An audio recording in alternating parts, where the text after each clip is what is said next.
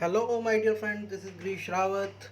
Welcomes to you all to your channel मार्गदर्शन classes. तो देखिए दोस्तों, आज हम डिस्कस करने वाले हैं कुछ न्यूमेरिकल्स के बारे में। और न्यूमेरिकल्स काफ़ी इम्पोर्टेंट टॉपिक का न्यूमेरिकल आज हम डिस्कस करेंगे, that is went of factor, है ना। तो वेंट ऑफ फैक्टर के जो फॉर्मूले हैं वो हम पिछली क्लास में डिस्कस कर चुके हैं। क्या होता है वेंट ऑफ फैक्टर, ये सारी चीज़ें हम जान चुके हैं। एब नॉर्मल मास, नॉर्मल मास, ये सारी चीज़ें हम जानते हैं। तो एक एक करके कुछ क्वेश्चंस मैं आपको कराऊंगा, कुछ क्वेश्चंस मैं आपको असाइनमेंट में दूंगा, और असाइनमेंट आप ज़रूर करिए, ठीक है। कहीं दिक्कत आती है तो आप मुझे कमेंट बॉक्स में कमेंट करके बताइए कि इस क्वेश्चन में हमें दिक्कत आ रही है। दूसरी बात दोस्तों, अगर आपको वीडियोस अच्छी लग रही हैं तो चैनल को सब्सक्राइब ज़रूर कीजिए, बेल आइकन को ज़रूर दबाइए ताकि आपको टाइम टू टाइम नोटिफिकेशन मिलते रहें। लगातार इसी तरीके से मेरे साथ जुड़ने के लिए आप बने रहें। चलिए, तो पहले क्वेश्चन से आज हम डिस्कस करेंगे कि जो पहला क्वेश्चन है वेंट ऑफ फैक्टर का,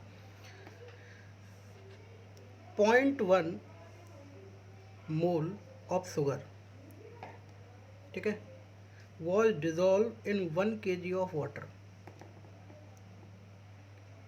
Depression and freezing point was found to be 0.186 Kelvin. What conclusion would you draw about the molecular state of the sugar?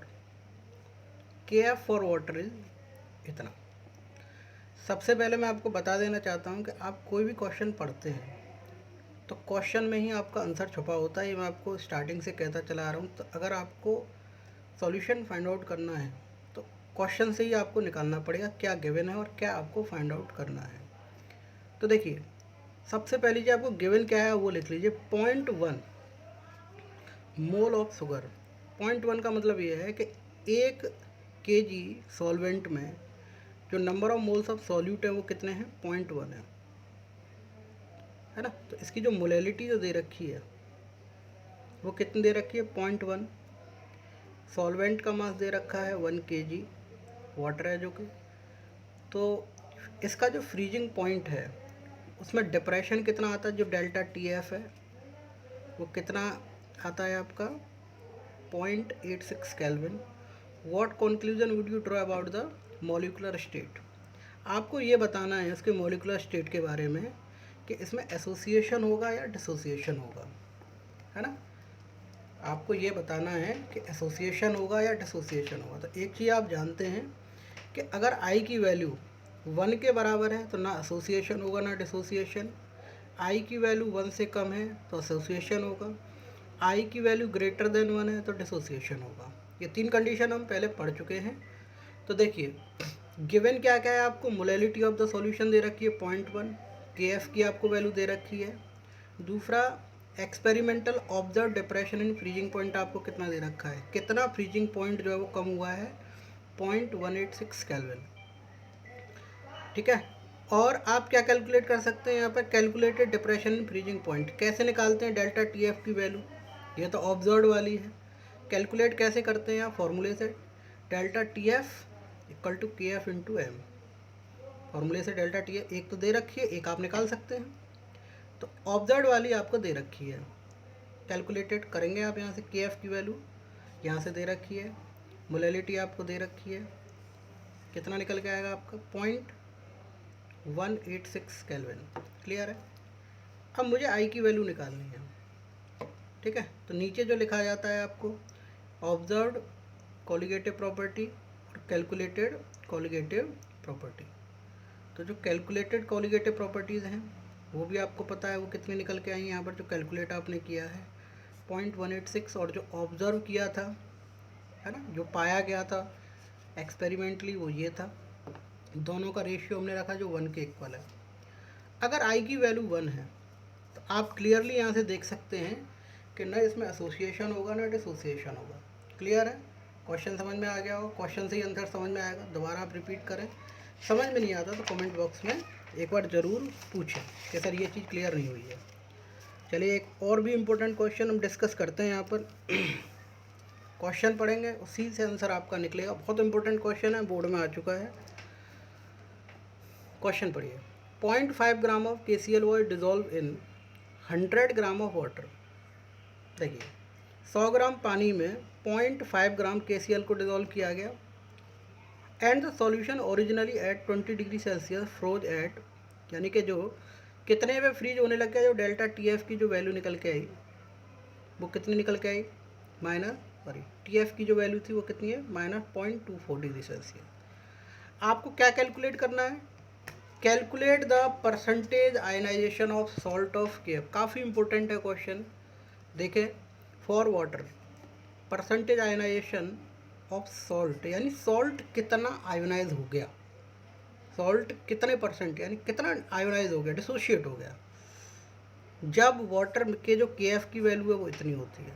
तो क्या क्या गिवन है आप देखिए, मास ऑफ सॉल्यूट गिवन है, मोलर मास, आप यहाँ पर देखिए मास ऑफ सॉल्वेंट गिवन है। डेल्टा TF कैसे निकालते हैं आप, है ना, सॉल्वेंट के फ्रीजिंग पॉइंट में से सॉल्यूशन का फ्रीजिंग पॉइंट डिक्रीज कर देते हैं, है ना, घटा देते हैं। तो प्योर वाटर का जो फ्रीजिंग पॉइंट है वो 0 होता है सॉल्वेंट, और कितना चेंज आया है उसमें ऐड करने के बाद माइनस इतना, तो ये निकल के आएगा आपका -0.24, ये इतना डिग्री सेल्सियस आपका निकल के आया, माइनस से माइनस कैंसिल हो गया। तो delta TF equal to KF into WB 1000 MB into WA। तो MB की अगर मुझे वैल्यू निकालनी है तो MB को मैं इधर ले जाऊँगा, है ना, मुझे MB की वैल्यू निकालनी है, आपको सब कुछ गिवन है, MB गिवन नहीं है। तो MB की आपने यहाँ से वैल्यू निकाली, KF की वैल्यू दे रखी है, WB की वैल्यू दे रखी है 1000, मास ऑफ सॉल्वेंट 100 ग्राम दे रखा है, ठीक है ना। तो डेल्टा TF कितना निकल के आया यहाँ से आपका 0.24, कैलकुलेट किया यहाँ से आपने, जो मोलर मास है वो कितना निकल के आया आपका, ये कैलकुलेटेड ये आपकी ये वाली जो वैल्यू है वो है आपकी कैलकुलेटेड, जो आपने कैलकुलेट की है यहाँ से। और जो नॉर्मल मॉलिकुलर मास इसका कितना होता है, KCl का देखो, K का होता है 39, Cl का होता है 35.5, दैट इज़ 74.5। तो ये वाली कैलकुलेटेड हो गई और ये वाली आपकी नॉर्मल हो गई, तो दोनों का रेशियो रख दीजिए, कैलकुलेटेड वाली जो है ऊपर आएगी, नॉर्मल वाली आपकी नीचे आएगी। तो जब आपने इसको कट किया दैट इज़ 1.92, ठीक है ना, 1.92। तो आई की वैल्यू कितनी निकल के आई यहाँ पर 1.92। तो आप देख सकते हैं कि इसकी जो वैल्यू है आई की 1 से ज़्यादा है, मोर देन 1 है तो डिसोसिएशन होगा, अगर मोर देन 1 है तो क्या होगा, डिसोसिएशन। तो इसके लिए डिसोसिएशन के लिए जो फॉर्मूला है वो है I -1 M -1। तो आई क्या है यहाँ पर, वेंटो फैक्टर है जो आपने निकाला है, M क्या है, नंबर ऑफ पार्टिकल्स है, M क्या है, नंबर ऑफ पार्टिकल्स। कैसे पता चला, देखो KCl है तो K पॉजिटिव बना और Cl नेगेटिव बना, तो M की जो वैल्यू होगी, नंबर ऑफ पार्टिकल्स कितने यहाँ पर 2 हो गए भाई, KCl ही तो डिसोशिएट होगा, तो 1.92 -1 2 -1, इसको सॉल्व करेंगे तो 0.92 निकल के आएगा, क्योंकि परसेंटेज निकालना है तो 0.92 इंटू 100, तो यहाँ पर 92% जो है KCl डिसोशिएट हो जाएगा। तो उसको समझ में आ गया होगा, ये आसान सा क्वेश्चन है लेकिन बोर्ड में कई बार पूछने के लिए आया है, इसी टाइप के क्वेश्चन आपके बोर्ड में पूछने के लिए आते हैं। तो देखिए तीसरा क्वेश्चन काफ़ी important, very very important question, उस पर डिस्कस कर लेते हैं। पहले क्वेश्चन पढ़ा, अ डेसीमोलर का मतलब हो गया आपका 1/10, डेसीमोलर यही होता है 1/10, यानी कि जो कंसंट्रेशन है सॉल्यूशन में वो कितना है 1/10 है, ठीक है। सॉल्यूशन ऑफ पोटेशियम फेरिसाइनाइड K4FeCl6 कितने टेम्परेचर पे, इतने पे 50% डिसोशिएटेड, 300 केल्विन पे कितना डिसोशिएट होता है 50%। कैलकुलेट ऑस्मोटिक प्रेशर, बहुत इंपॉर्टेंट क्वेश्चन है, बहुत इंपॉर्टेंट। ऑस्मोटिक प्रेशर निकालना है, ऑस्मोटिक प्रेशर निकालने के लिए आपको फॉर्मूला पता है पाई = CRT, लेकिन क्योंकि यहाँ पर डिसोसिएशन दे रखा है तो यहाँ पर आई लगेगा, तो ये ज़रूरी है कि आप आई की वैल्यू यहाँ पर निकालें, आई की वैल्यू आपको निकालनी पड़ेगी, क्योंकि यहाँ पर दे रखा है क्वेश्चन में कि डिसोशिएटेड है तो आई की वैल्यू आपको निकालनी पड़ेगी, ठीक है। तो ये क्वेश्चन देख के आपको पता लग जाएगा कि कहाँ वेंटो फैक्टर की ज़रूरत है और कहाँ पर नहीं है। तो यहाँ पर दे रखा है K4FeCl6, यहाँ पर 4K, यानी कि इसके जो पार्टिकल्स हैं देखिए कितने, 4 और एक पार्टिकल ये वाला 5, तो 4 और 1 5 हो गए, ठीक है। तो जो नंबर ऑफ पार्टिकल्स हो गए, यानी कि जो मॉलिक्यूल डिसोशिएट होगा 5 पार्टिकल में हो जाएगा, ये वाला मॉलिक्यूल है और डिसोशिएट हुआ, टूट गया, कितने पार्टिकल्स में टूट गया 5 में। अब यहाँ पर ये देखिए कि जो डिग्री ऑफ डिसोसिएशन हो रहा है किस हद तक टूट रहा है, 50% टूट रहा है, यानी 100 था उसका 50%, तो इसको हम 0.5 भी लिख सकते हैं, एक था उसका आधा हो गया, 0.5 टूट रहा है, ठीक है, या आधा टूट रहा है। तो आपको क्या निकालना है, degree of dissociation I-1 M-1, formula आपको पता है। तो डिसोसिएशन तो आपको पता है कितना हो रहा है, 0.5 हो रहा है, आई आपको नहीं पता है -1, और नंबर ऑफ पार्टिकल्स एम क्या है, नंबर ऑफ पार्टिकल्स, जो मॉलिक्यूल है वो कितने पार्टिकल्स में टूट गया, 5 में, 5 में तो टूटा था, 4 इसके 4 के और 1 इसका, तो I-1 5-1।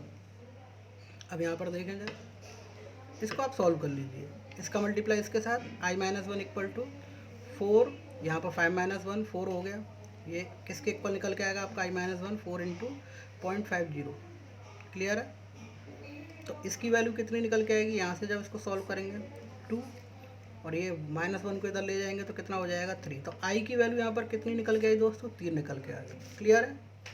तो उसके बाद आपको सी पता ही है, कंसनट्रेशन कितना डेसीमोलर है 1/10, आर की वैल्यू आपको पता ही है 0.082 ये वैल्यू होती है, टेम्परेचर आपको कितना दे रखा है 300 केल्विन टेम्परेचर दे रखा है, और आई की वैल्यू आपको दे रखी है, तो सिर्फ आपको फॉर्मूले में पुट करनी है वैल्यू, आई कितना है यहाँ पर 3, डेसीमोलर है तो 1/10, आर की वैल्यू कितनी है 0.082 इंटू 300, तो जब आप इसको सॉल्व करेंगे दैट इज 7.38 एटम, ठीक है, क्लियर है। आपको यही कैलकुलेट करना था कि कैलकुलेट ऑस्मोटिक प्रेशर, तो प्रेशर कैलकुलेट करना है तो एटम में ही होगा, ऑब्वियस सी बात है। चीज़ें क्लियर हो रही होंगी, ये न्यूमेरिकल्स काफ़ी इंपॉर्टेंट है आपके बोर्ड के लिए, और भी न्यूमेरिकल्स मैं आपको कराता रहूँगा, कहीं भी दिक्कत होती है तो आप कमेंट बॉक्स में ज़रूर पूछिए। कुछ असाइनमेंट 1-2 क्वेश्चन का आप यहाँ पर देखिए, इसको करके देखिए, आपको नज़र आ रहा होगा, एक बार मैं रीड कर देता हूँ। The degree of dissociation of CaNO3 का whole twice in dilute aqua solution containing 7 gram of salt per 100 gram of water at 100 degree Celsius is 70%। बहुत ईजी क्वेश्चन है। वेपर प्रेशर, ये देखिए दोस्तों, ये IIT में आया हुआ क्वेश्चन है ना, IIT में आया हुआ क्वेश्चन है 2006 में। तो इसमें आपको निकालना क्या है, if vapour pressure of 100 degree Celsius है इतना, calculate vapour pressure of the solution. तो इसको करके देखिए, नहीं होता है तो मुझे बताइए, कमेंट बॉक्स में आंसर कीजिए। दूसरा क्वेश्चन है 2.0 gram of benzoic acid dissolve in 25 gram of benzene shows depression in freezing point equal to 1.62 kelvin, molar depression constant for benzene is 4.9 K kelvin kelvin KG mole per inverse, what is the percentage of association of acid if it is dimerised, यानी association हो रहा है इस case में, है ना। तो association वाला फॉर्मूला मैंने आपको बताया हुआ है, उसको लगाइए, ठीक है। तो ये दोनों क्वेश्चन आपको करने, अटैम्प्ट करने हैं, नहीं होते हैं तो आप मुझसे पूछिए, मैं आपको बताऊंगा।